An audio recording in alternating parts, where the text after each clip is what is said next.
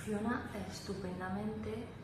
Tiene en la luz la opción de encender la luz o no. En la luz tiene varias intensidades.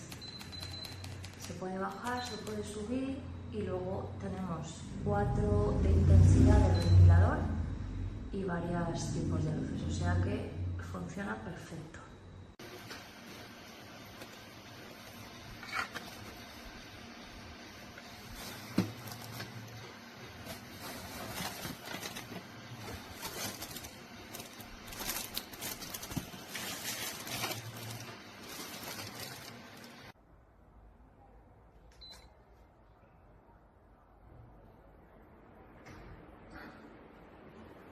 ¡Woohoo!